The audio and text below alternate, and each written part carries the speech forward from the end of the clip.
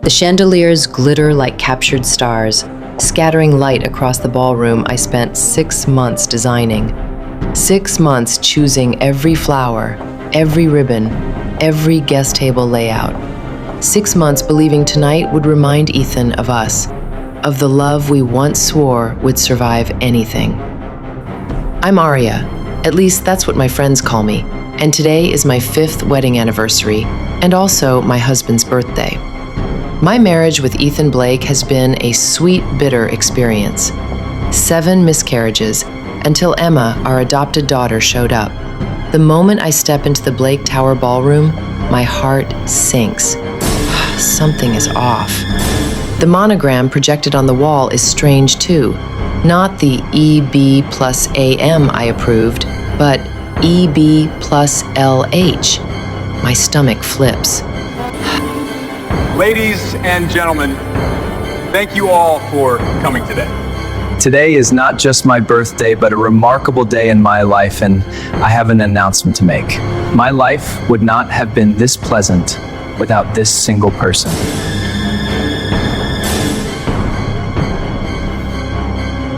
Will you marry me? Yes, I will marry you, Ethan.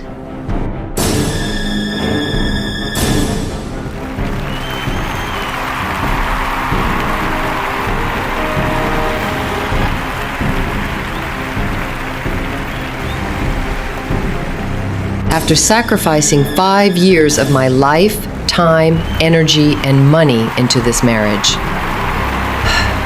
he turned our anniversary party to engaging my best friend. I barely reach the waiting room before I hear footsteps. Aria? What is happening, Ethan? Why would you do this to us, our anniversary? You mean our childless anniversary? I had 7 miscarriages. 7! And you make it sound like I chose this. But Aria, facts don't lie. How could you? I treated you like a sister, Lucia, only for you to steal my husband. Enough! What is done is done. You won't get away with this. My lawyers will contact you. I'm filing for divorce. 70% of your shares are indirectly mine. My father's inheritance. My money built your company. You can't file for divorce if you're already divorced. What? What do you mean by that? You signed the papers a year ago, on that vacation. Remember the liability form you didn't bother reading? That's impossible. So you tricked me, Ethan. I'm taking Emma with me. She's my adopted daughter. And I'm taking full custody, I promise you. You see, Emma is my biological daughter with Lucia. Yes. What? So you've been cheating on me with my friend and you made me adopt Emma? Yes, you were always easy to fool. I want to go home with my money, please. We are taking you to our home. 4 years of motherhood, feeding, rocking, endless nights of crying, doctor visits, lullabies, all of it, a lie. They manipulated me into adopting Emma. My soul cracks open, my knees buckle. A shadow shifts at the end of the hallway. A tall, broad-shouldered man steps forward, steel gray eyes fixed on me. A scar cuts across his jaw, giving him a dangerous, almost haunted air. He watches me for a long, heavy second, then, Aria. His voice is deep, steady, commanding. Get up. Damian Wolfe. I came tonight for confirmation. Not for the spectacle, not for the gossip the upper elite of Blake Tower feast on, not even for the satisfaction of knowing Ethan Blake's sins would finally bleed into the open. I came to watch a monster reveal himself. But I didn't expect her. Aria Montgomery Blake, Ethan's perfect little wife, heiress wrapped in silk and quiet smiles, falls to her knees in the corridor, shaking so hard I can hear her breath stutter from 10 feet away. I expected entitlement, rage, denial. Not this.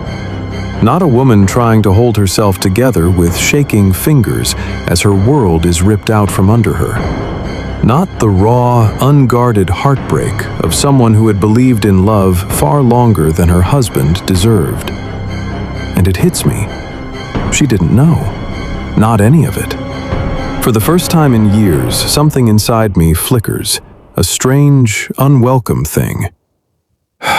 Sympathy. I step out of the shadows. Her head snaps up, eyes wide, terrified, as though I'm another one of Ethan's hounds sent to drag her outside like discarded trash. She recoils violently when I crouch down. Easy. My voice comes out rougher than intended. I've spent too long talking only to enemies and ghosts. I'm not with him. Her breath trembles. She doesn't believe me. I reach into my coat and offer a simple white handkerchief, not touching her, not crowding her, just holding it out. She stares at it like it might explode. I don't want anything from you, I say quietly. Not your favor, not your forgiveness. Just take it. Her hand shakes as she snatches it, more out of desperation than trust. Only when her eyes lift again do I speak the truth. My name is Damian Wolfe. Confusion ripples across her face. Then shock. Sharp, cutting shock. Of course. The Blakes have erased me so thoroughly, even their own family pretends I never existed. Ethan, especially. Wolfe? I don't understand. That's because they made sure you wouldn't, I reply. But you know me by another name. I wait. Recognition sparks, small, hesitant, like a candle choking on its first breath. You're Damian Blake, the racer who disappeared, the one who... Had his car sabotaged 5 years ago. My jaw clenches at the memory, the screeching metal, the explosion of glass, the way my wife whispered my name right before the world went black. Yes. She pales. I thought those were rumors. They were. I smile bitterly. Rumors Ethan's father manufactured. The truth wasn't convenient. Her gaze softens with disbelief and dawning horror. You were family. Until I wasn't. My voice is flat.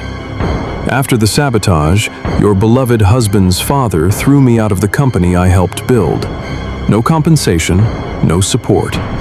My wife was dying of cancer. I wanted money for her treatment. The old ache twists in my chest. She died within the year. Arya flinches. He made it look like my failure, I add. And Ethan? He made sure my name was wiped from the Blakes entirely. Silence hangs heavy between us. I expect her to pity me. I expect her to curl inward, apologize, whisper promises that she understands. She does none of that. Instead, she narrows her eyes, sharp, curious, and angry. Then what do you want from me? I'm not stupid. No, you're not. Then say it. I lean back on my heels, giving her space she doesn't realize she needs. I want to take Ethan down, I say simply. And you want answers, justice, maybe expressive. My eyes lock on hers. We can give those things to each other. You expect me to trust you? You're still a Blake. No, I correct her quietly. I was a Blake, before betrayal taught me better. I rise slowly, offering her my hand, not to comfort, but to help her stand. I took my mother's maiden name after they destroyed everything that mattered to me. I'm not one of them, Arya. She hesitates. I can practically hear her heartbeat, rabbit fast, panicked, but fighting for control. Before she can decide, the sound of approaching footsteps echoes down the hall. Sharp, purposeful, security. "You need to leave," I murmur, "now, before they drag you out in front of the cameras." I can't go with you. If you stay, Ethan will spin a narrative that destroys whatever life you have left. I meet her eyes, letting her see the truth. Brutal, unfiltered, ugly. He's done it before. He'll do it again. When the flash of photographers appears at the end of the hall, Aria stiffens. Survival overrides doubt. She lets me guide her through a service exit, down a side stairwell, into the cold night air where my car waits. Sleek, black, the engine purring like a beast ready to run. Inside, the tension tightens like a pulled wire. She sits stiffly, eyes glassy, hands clenched in her lap. My presence unsettles her.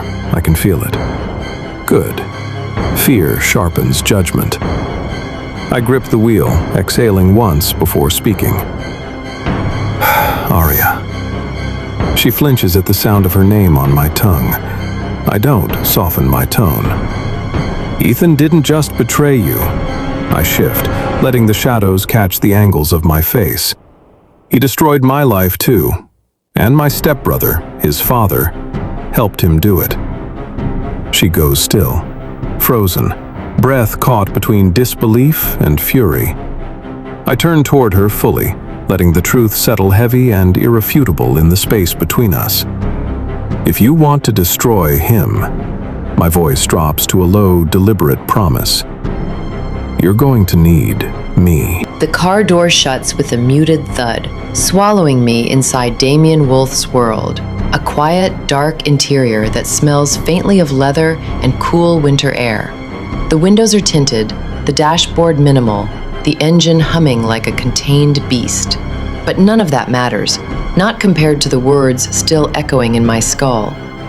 Ethan destroyed my life, and his father helped him do it. I stare at Damian, my pulse crashing in my ears. I want proof. My voice cracks, not from doubt, but from rage so sharp it could cut steel. Damian doesn't hesitate. He reaches into a locked compartment beneath the console and pulls out a folder thick enough to be a weapon. He places it in my lap with clinical precision, as though he already knows what I'll find inside. Don't say I didn't warn you, he murmurs. My hands shake as I open it. At first, the papers blur, financial statements, internal emails, photographs of car schematics. But then I recognize the emblem on one of the photos. Blake Racing International, the company I once proudly supported. The empire Ethan said he built with integrity. The next page steals the air from my lungs. It's a forensic report of a race car, Damian's race car, the one that exploded on the track 5 years ago. A red circle highlights a section of the engine, tampered, intentionally. The timestamp shows the sabotage occurred the night before the global race, right before Damian lost control and nearly died. I flip to the next document, a text message from Ethan to a mechanic. Make sure he doesn't finish. He's not part of the plan anymore. The room tilts. No, I whisper. Damian's voice is low. Keep reading. I wish I didn't. The next photos show a woman, beautiful, frail, pale in a hospital bed. Damian's late wife, her medical records, her cancer diagnosis, her release form stating she couldn't continue treatment because of unpaid bills.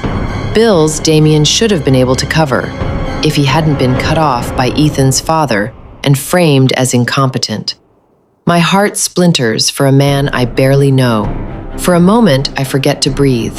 Damian doesn't look away as I crumble in my seat. His expression is carved from stone, but his eyes, cold steel, hold something fierce and unspoken. But the final blow comes when I turn to the last section, Emma's birth records. My daughter, my sweet baby, the child I thought was abandoned, the child I poured my entire broken heart into. My vision warps. The father's name, Ethan Blake. The mother, Lucia Hart. A gut punch that steals every drop of oxygen. My hands go numb. All 7 of my miscarriages, my body failing me over and over, while Ethan comforted me with lies, only to find out he had a child with someone else all along, before our marriage, during it, and after. My chest cracks open. Tears spill, hot and violent. Not from heartbreak, no, that died in the ballroom, but from betrayal so savage it scorches my veins. I fold forward, gripping my stomach as a sob tears out of me. Raw, ragged, animal. Damian watches, jaw tense, but he gives me space. He doesn't touch me. He doesn't offer pity. He lets me break, because breaking is honest. When I finally straighten, my voice is a maid of ash. Why are you showing me this? Damian turns fully toward me. To give you truth and a choice. I try to wipe my face, but the tears keep coming, salt on my lips. He continues, voice steady, cutting through my chaos like a blade. You lost your inheritance when Ethan divorced you behind your back. You lost legal protection. You lost financial leverage. I know about the clauses your father attached to your inheritance. Your father wanted you to stay married and give him grandchildren because you didn't want to get married back then until Ethan came into your life. And that boy took advantage of that by divorcing you behind your back. Ethan is a predator. But a contract marriage with me would restore all of that. You'd regain your power. A cold chill spreads through me. A contract marriage. To manipulate the system, to hit Ethan where it hurts. His company, his reputation, his money.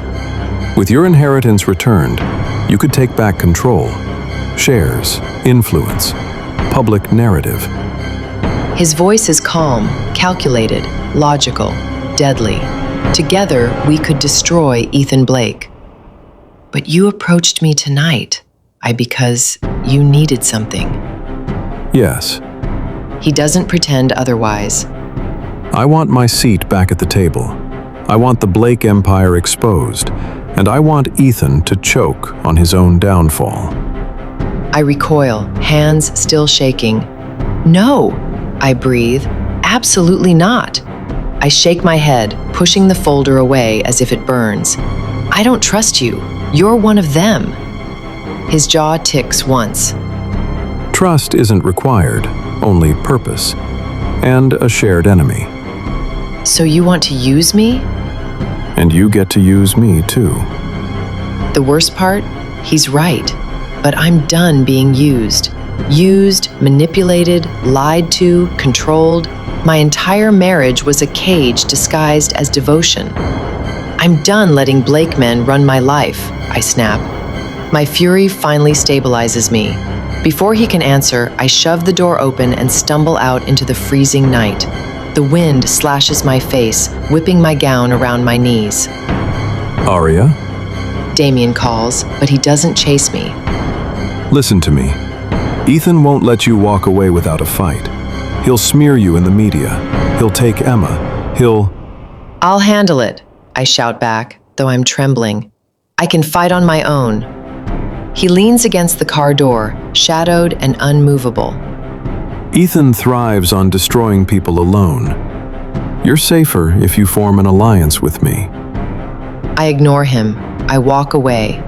I don't know where I'm going, just forward, anywhere but into another cage. We exchanged numbers before I leave, cold, transactional, not trust, but necessity. The street is quiet except for the wind, but as I move farther from the car, a strange sensation crawls up the back of my neck, like eyes, watching, following, hunting. My phone buzzes. I look down. Damian Wolfe. You're in more danger than you realize. Look behind you. The message chills my spine before my brain even processes it. Look behind you. I turn. 2 men, dark clothes, purposeful steps, eyes locked on me like I'm prey that finally strayed too far from the herd. My breath, these aren't paparazzi. They move with discipline, precision, and something colder than curiosity. Ethan, he sent them. I bolt. My heels slam against the pavement as I sprint down the narrow street, cutting into an alleyway that reeks of stale oil and old trash. My lungs burn, my heart booming against my ribs so hard it feels like it might split them apart. I shove myself behind a pair of dumpsters, pressing against the cold metal, hands shaking as I try to unlock my phone. Nothing. The screen freezes, flickers, dies. Come on, come on! My voice cracks as I jab at the buttons. No signal, no escape. Footsteps echo into the alley. Closer, closer. Check behind there, one of them orders. A large hand clamps around my arm. I scream, but it's strangled, raw. He yanks me forward with the strength of a man who's done this 100 times before. My knees scrape against the ground as I thrash. Let go! Let go of me! He doesn't even grunt. They're not here to talk. They're here to disappear me. And then, a blur slams into the man holding me. The world snaps violently into motion. Damian moves like a force of nature, precise, lethal, controlled fury wrapped in a tailored coat. He isn't just fighting, he's destroying. A punch cracks against a jawbone. A knee drives into a rib cage. He dodges a swing with inhuman reflex and floors the second man with a brutal elbow strike. He's older than Ethan, older than me, but in this moment he's unstoppable. Danger carved into bone and muscle.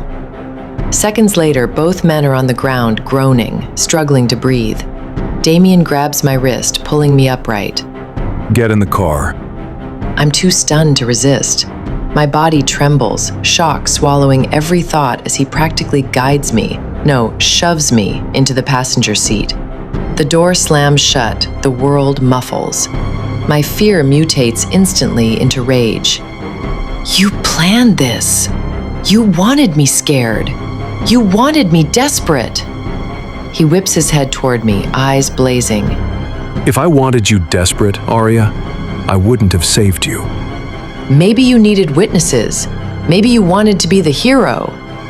His hands clench around the steering wheel. Don't be a child. Those men weren't there for a conversation. They were going to drag you into a car, and you know damn well what comes after that. A shiver carves down my spine. He continues, voice low and clipped. Those were private operatives, off-record, off-payroll. Witness control. Narrative manipulation. The same men Ethan used against me, against others. I swallow hard. My mouth tastes like metal. He turns to me fully now, eyes burning through the dark. Ethan isn't just trying to erase the marriage, Arya. He's trying to erase you. The air leaves my lungs. As much as I want to deny it, I can't. Not after what I just saw. Not after the way those men grabbed me. Not after my phone died the second I needed it most. My voice cracks. So what? You expect me to trust you now? You expect me to just, what?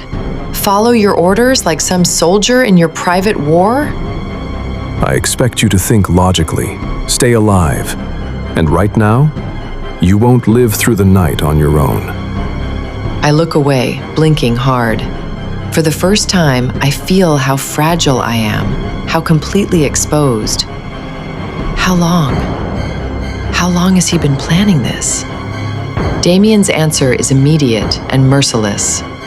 Long enough that running alone is suicide. The words crush me. I'm silent for a long moment, too long. Then Damian exhales, slow, controlled, like he's been holding it for hours. You have two choices, Arya. Survive with my help, or let Ethan finish what he started. The car clicks, the doors lock. My pulse spikes. I whirl toward him. What are you doing? The only place you'll be safe tonight is my penthouse. The city lights flash in his eyes as the car pulls away from the curb. I grab the handle. It won't budge. Damian doesn't look at me. He doesn't need to. Nothing is going to happen to you tonight. I won't allow it. The car accelerates into the night. Arya doesn't speak during the entire drive. She sits stiffly, staring out the window as the city blurs by, her hands clenched so tightly her knuckles are bone white. I can feel the fury coming off her like heat. Fury at Ethan. Fury at the truth. Fury at me. I don't blame her. But she's alive, and that is the only thing that matters tonight. I keep my expression unreadable, my voice silent, my grip steady on the wheel, even though my insides are restless. Not because I fear Ethan. No, I've been preparing for this war for years. It's Arya. Arya, who walked away into the darkness instead of trusting me. Arya, who looked at me like I was another monster in her world. Arya, who is far stronger and far more breakable than I ever expected. A dangerous combination. When we reach my penthouse, the elevator opens directly into the living area. The moment she steps inside, she goes still. Her spine straightens, her shoulders rise. She scans the place like one more trap. Good. She's cautious. It will keep her alive. This is temporary, she mutters, refusing to look at me. I'm aware. I keep my distance, moving toward the control panel built into the wall. With a tap, steel shutters slide over the balcony windows. Biometric locks activate on every door. She flinches at the sound. Not fear, instinct. I speak without turning. No one gets in here, not without my permission.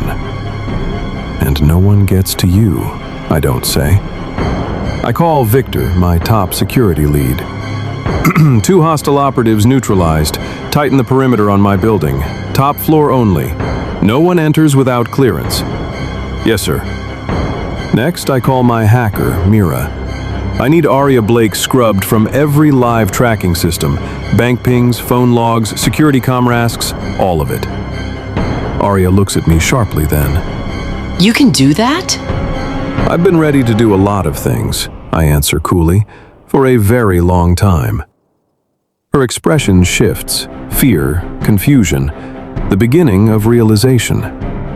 She's starting to understand that I didn't stumble into this conflict. I've been building toward it, preparing, planning, waiting. When she finally speaks, her voice is small, too small. Why are you helping me? The question hits like a punch, unexpected and too accurate. I look at her, really look at her, hair messy from being grabbed, mascara smudged, breathing uneven. Because you remind me of my wife. Because I failed her once. Because I won't fail again. The words that escape are rougher than I intend.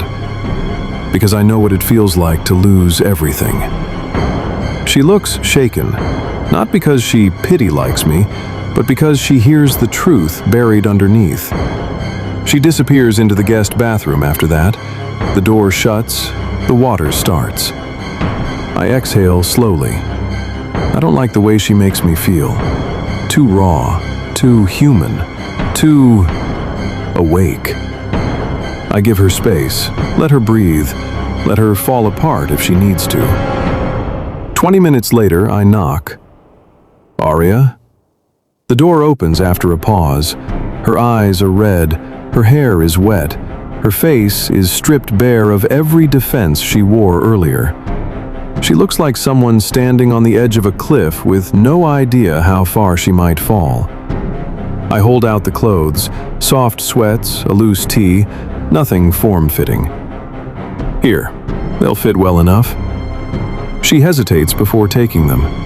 When she reaches, her fingertips brush mine. A spark, sharp, immediate, unwanted, dangerous. Her breath catches, she freezes. I do too, just for a second. Then she pulls back like my touch burned her. I move without thinking, stepping closer, drawn in by something volatile neither of us should be dancing with right now. Her eyes widen, the air thickens, our faces, too close, too soon. I stop. force myself back, every muscle tight. Get some rest, I mutter, retreating before I do something stupid. She closes the door slowly, her hand trembling just slightly. I winnock back into the living room, needing distance, needing clarity. But what I find freezes me mid-step. My private server screen is glowing, an encrypted message. Only one sender would dare bypass my firewall. I open it. A picture, Aria, being dragged by Ethan's men, her scream echoing off the alley walls, her terror so real the screen feels like it vibrates with it. Beneath the picture is a single typed sentence. She is mine. Return what doesn't belong to you. E. My vision darkens at the edges. Ethan has no idea what line he just crossed. I wake to the sound of someone barely holding himself together. Not shouting, worse. A quiet, lethal tone that vibrates through the walls of Damian Wolfe's penthouse like a blade dragged across stone. I sit up slowly, the events of last night slamming into me with brutal clarity. Ethan's betrayal, Lucia's lies, Emma's stolen parentage, and Damian pulling me out of the shadows moments before I disappeared forever. My throat tightens. I stand, drawn by Damian's voice like it's a gravitational pull I can't resist. File the petition claiming she's mentally unstable. His tone is low, controlled. A storm sealed behind a locked door. No. Shut it down. Every journalist who prints that lie will face litigation within the hour. My heart stops. He's talking about me. I move closer, barefoot on the cool marble. The penthouse is quiet, dim, lit only by the faint city glow bleeding through the floor-to-ceiling windows. Damian stands facing them, phone pressed to his ear, shoulders rigid with fury. And the claim that she's stalking him and Lucia? Destroy it. He's rewriting their entire marriage. My fingers dig into the wall. Our marriage. He's erasing it like I never existed. The call's other side crackles, but I can't make out the words. Damian's reply cuts sharp enough to slice through bone. And Emma? He's filing to reclaim her. Fabricated records, staged timelines, falsified parental documents. Yes, I saw them. I want counteraction drafted in 30 minutes. My breath leaves me in a violent rush. He's trying to steal Emma, my daughter, my only reason to keep breathing. Damian must sense me before he sees me. His shoulders stiffen. Slowly, he turns. Our eyes collide. In that moment, something shifts, an unspoken truth passing between us like a silent verdict. Please, I want to go and confront Ethan. If you walk away now, your ex-husband will take everything from you. You will be left with nothing. But he wants to claim my adopted daughter, Emma. Yes, he's already crafting the narrative to justify it. That you're the unstable ex-wife and obsessive liar.